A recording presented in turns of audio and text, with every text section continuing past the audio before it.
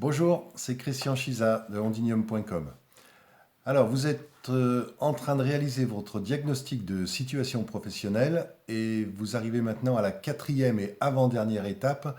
Et dans cette vidéo, je vais vous montrer comment évaluer votre qualification. Voilà. Qu'est-ce que c'est qu'être qualifié au sens du modèle du flow et des talents que j'utilise? Et vous allez arriver à l'avant-dernière étape de votre autodiagnostic. Alors, je vais reprendre la grille que vous avez dû élaborer dans les vidéos précédentes. Sinon, je vous invite à revenir à la première vidéo de cette série. Et vous avez dû construire une grille qui se présente comme ça, avec les critères. Est-ce que mes compétences sont utilisées? Est-ce que j'exerce les activités souhaitées? Est-ce que j'utilise mes talents? Dans la vidéo précédente, je vous ai montré comment mesurer votre implication. Et dans cette vidéo, on va regarder le quatrième et dernier critère, qui est comment évaluer ma qualification. Voilà.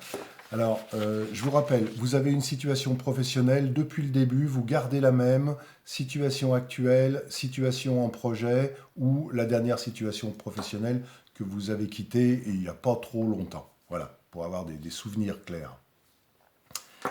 Je vais vous lire les critères qui constituent les composantes de la qualification. Alors, au sens du modèle du flow, qu'est-ce que c'est qu'une personne qualifiée? Alors, c'est une personne qui doute très rarement de bien pouvoir réaliser ses activités. C'est une personne qui a très rarement le sentiment de ne pas les maîtriser. Et enfin, c'est une personne qui se sent très compétente. Voilà, donc on est vraiment dans des sentiments. Ne passez pas 3 heures sur chaque critère. Votre positionnement spontané a une bonne valeur et vous allez voir que vous allez pouvoir tirer des conclusions assez claires avec ces évaluations déjà spontanées. Pour chaque critère, je vous invite, comme je l'ai fait dans la vidéo précédente, à vous poser la question, quand je positionne mon critère comme ça, qu'est-ce qui justifie, qu'est-ce qui motive cette réponse? Vous pouvez prendre quelques notes, faites des arrêts, des pauses vidéo pour avoir le temps d'intégrer la question et de laisser venir vos éléments de réponse. Prenez quelques notes et éventuellement, qu'est-ce qui me manquerait ou quel serait mon besoin pour positionner mon curseur dans une situation améliorée, en évolution positive. Voilà. Alors je vous invite à prendre votre grille et sur chacun de ces critères, positionner votre réponse. Voilà. Première question. Dans votre travail actuel, en exerçant vos activités, vous arrive-t-il de douter de pouvoir bien les faire? Alors, on reprend l'outil que je vous avais donné dans les vidéos précédentes. Sur la gauche, situation dégradée. Très souvent, il m'arrive très souvent de douter. Évaluation 1. Et sur la droite, évaluation 7, situation optimale. Il m'arrive très rarement de douter. Voilà. Donc quand je réponds ça, qu'est-ce qui motive ma réponse? Prenez quelques notes. Et éventuellement, qu'est-ce qui me manquerait? Quel serait mon besoin pour que cette évaluation soit améliorée? Et déjà, positionnez votre évaluation telle qu'elle est aujourd'hui.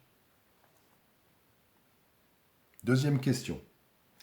Dans votre travail actuel, en exerçant vos activités, vous arrive-t-il de ne pas les maîtriser? Donc c'est la sensation de maîtrise. À gauche, situation dégradée, très souvent, 1. Situation optimale, sur la droite, très rarement, sur le sentiment de maîtrise.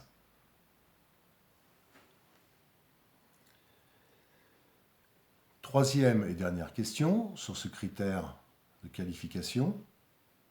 Dans votre travail actuel, vous sentez-vous compétent, compétente? Donc c'est une évaluation subjective de votre sentiment de compétence. À gauche, situation dégradée, très peu compétente. À droite, situation optimale, critère 7, très compétente. Voilà.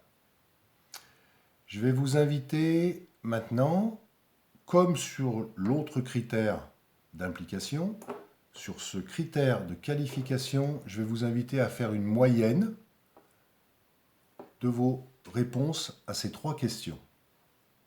Vous arrive-t-il de douter? Vous arrive-t-il de ne pas les maîtriser? Vous sentez-vous compétent? Vous faites une moyenne, soit arithmétique si vous avez mis des chiffres, soit une moyenne dessinée si vous avez grisé un curseur ou si vous avez mis des croix. Voilà.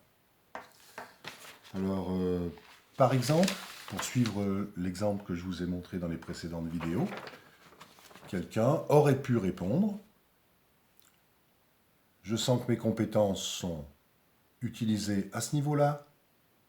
Je sens que les activités que j'exerce en termes de talent ou celles que j'aime sont utilisées comme ça. Mon évaluation d'implication, on l'a vu dans la vidéo précédente, était moyenne.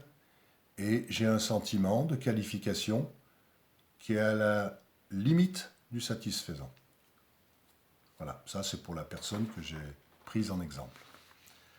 Normalement, à ce stade, vous arrivez à un tableau de synthèse qui se présente avec des curseurs sur ces 4 critères qu'on a vus au cours des vidéos précédentes et dans celle-ci.